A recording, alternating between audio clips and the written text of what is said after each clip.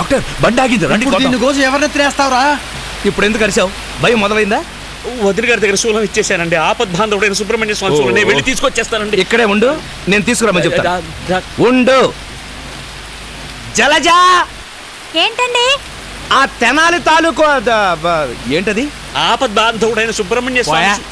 ఆ తెనాలి సోలం అక్కడ ఉంటుంది, తీసుకురా. 1 minute.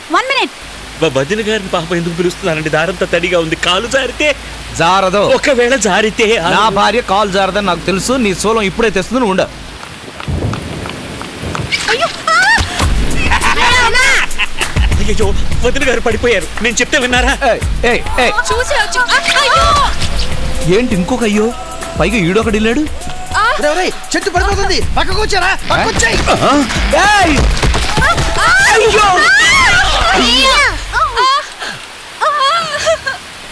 నువ్వెక్కడికి?